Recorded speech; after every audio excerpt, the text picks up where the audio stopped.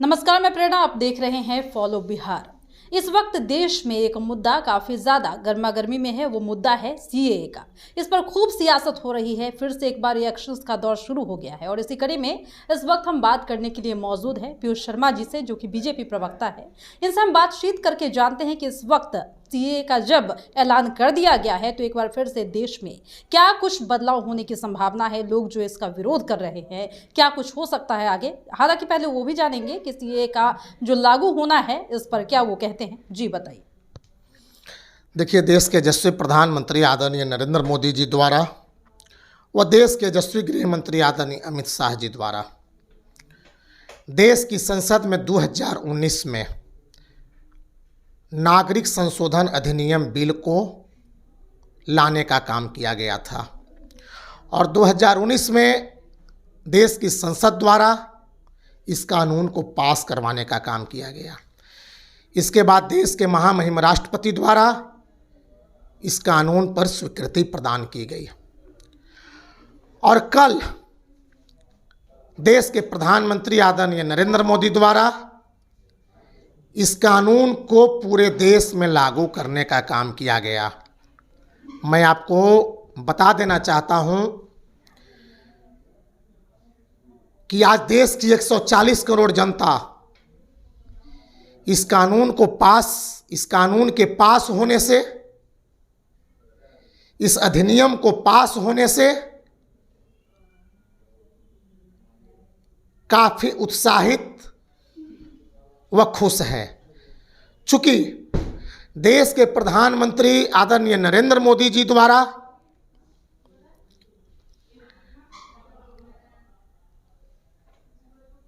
भारत से बाहर पाकिस्तान, बांग्लादेश और अफगानिस्तान में रह रहे उन भारतीयों के लिए है जो वहां यातना की जिंदगी जिया करते थे, जिन्हें परेशानियों का कहर बरसाया जाता था। उन अल्पसंख्यक हिंदू, पारसी, बौद्ध, ईसाई, उन 6 जातियों के लिए यह कानून लाया गया है जिन्हें अब भारत की नागरिकता मिलने में आसानी होगी। भारत की नागरिकता उन्हें प्रदान की जाएगी। अच्छा, आप हमें ये बताएं कि जब यहाँ बात साफ साफ कह दी गई है कि जो अल्पसंख्यक समुदाय है उसमें जो चुनिंदा लोग हैं उनके लिए ये कानून है, तो आखिर कहीं ना कहीं इस कानून पे जिस तरह से विरोध जताया जा रहा है, इसके पीछे क्या कह सकते हैं कि क्या रणनीति हो सकती है इसकी? देखिए,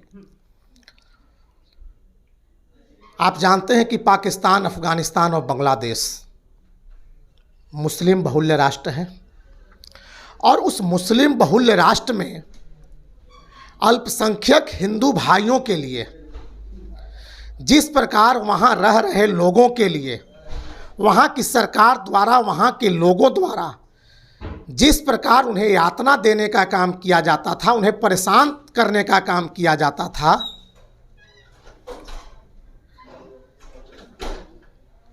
उस यातना को, उस कहर को एक मानवता के आधार पर देश के प्रधानमंत्री आदरणीय नरेंद्र मोदी जी बर्दाश्त नहीं कर सकते थे। मैं आपको बड़ी जिम्मेदारी से बताना चाहता हूं कि जब 2019 में देश की संसद में सीएए कानून पर सदन में बहुमत का विभाजन का कार्य चल रहा था, सदन में बहस का कार्य चल रहा था और उस रात्रि में देश की संसद द्वारा सीएए कानून को पास करने का काम किया गया था, उस रात्रि में पाकिस्तान, बांग्लादेश, अफगानिस्तान में रह रहे अल्पसंख्यक हिंदू भाइयों, उनके परिवारों, उनकी बहन, उनकी माताओं पर कहर ढारने का काम किया गया था।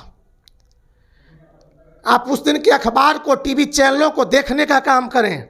मैं बड़ी जिम्मेदारी पूर्वक आपको बताना चाहता हूं, कई बलात्कार के कांड उस रात हुए थे जब भारत में सीएए कानून को पास होने का काम हो रहा था।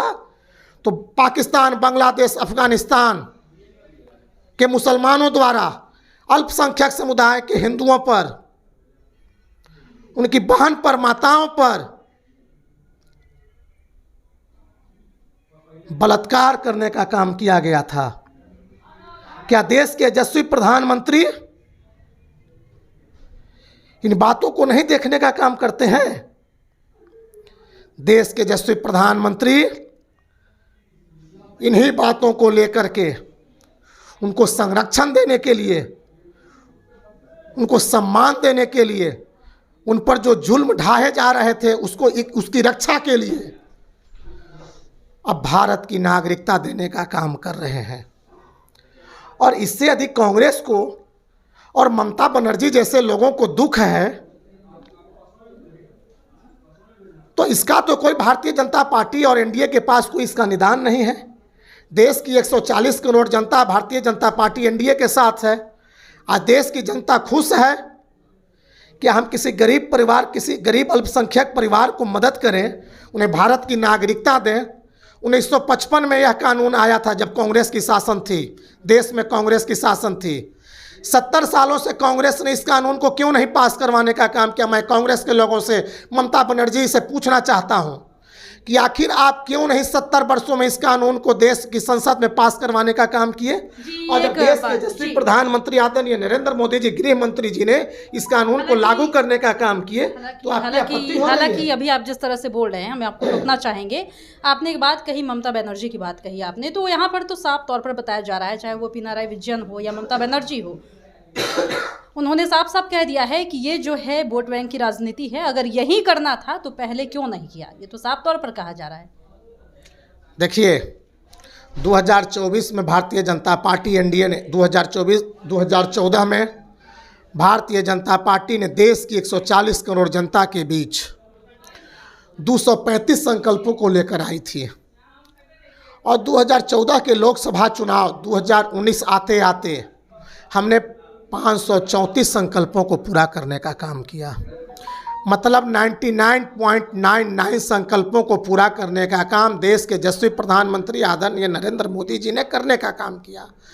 2019 के लोकसभा चुनाव में देश की जनता के बीच देश के यशस्वी प्रधानमंत्री आदरणीय नरेंद्र मोदी जी, भारतीय जनता पार्टी ने 235 संकल्पों को लेकर के आने का काम किया था। हमने 225 संकल्पों को पूरा करने का काम किया। मैं आपको बता देना चाहता हूं कि भारतीय जनता पार्टी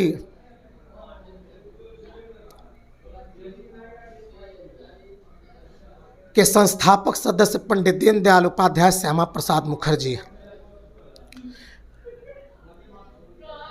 ने 100 वर्षों पूर्व यह कल्पना की थी और कहा था कि एक भारत एक निशान, एक देश एक निशान एक विधान, मतलब धारा 370 की समाप्ति। देश की मोदी सरकार ने, किसी ने सोचा नहीं होगा, लोग कहते थे कि धारा 370 समाप्त होगा तो खून की नदियां बहेगी। मैं आपके माध्यम से पूछना चाहता हूं उन लोगों से, क्या हुआ? एक कंकर भी नहीं चले। खून की नदियां तो दूर की बात, एक कंकर और पत्थर भी कश्मीर में नहीं चले। आज कश्मीर कितना अमन चैन से कश्मीरवासी जिंदगी जीने का काम कर रहे हैं। तो इन लोगों के कथनी और करने में अंतर है। और भारतीय जनता पार्टी जो कहती है वह करने का काम करती है। हमने कहा था कि धारा 370 को समाप्त करेंगे, मैंने 370 को समाप्त करने का काम किया। मैंने कहा था कि अयोध्या में भव्य राम मंदिर का निर्माण करेंगे 500 वर्षों पूर्व, आज हमने पूरा करने का काम किया। हमने कहा था, मेरा संकल्प था कि हम सीएए कानून को लागू करेंगे। आज 2024 का लोकसभा चुनाव का आगाज हो चुका है। हमने देश में सीएए कानून को लागू करने का काम किया। भारतीय जनता पार्टी जो कहती है वह करती है। अब विपक्ष क्या कह रही है इससे हमें क्या मतलब है? देश की 140 करोड़ जनता मोदी सरकार के साथ है। और मैं आपको दावे और विश्वास के साथ बताना चाहता हूं कि 2024 के लोकसभा चुनाव में देश की जनता 400 के पार सीटें देकर देश में एक बार फिर मोदी सरकार बनाने का काम करेगी। तो इस वक्त हमारे साथ मौजूद है पीयूष शर्मा जी, जिनसे हमने बातचीत की। उन्होंने साफ साफ कह दिया है कि सीएए का मुद्दा अब रुकेगा नहीं, जो ऐलान हो गया है वही आखिरी फैसला है। इन्होंने साफ साफ कह दिया है कि इस बार 400 पार, क्योंकि मोदी सरकार है। इन्होंने ये भी कहा कि हम अपने वादे को और दावे को पूरा कर चुके हैं, अब जनता ये देख रही है। यानी विपक्षियों को इन्होंने साफ तौर पर मुंहतोड़ जवाब दिया है, ये इनका कहना है। फिलहाल इस वक्त की खबर में इतना ही, और भी ऐसी तमाम वीडियो अपडेट्स के लिए बने रहिए हमारे साथ और देखते रहिए हमारा चैनल फॉलो बिहार। धन्यवाद।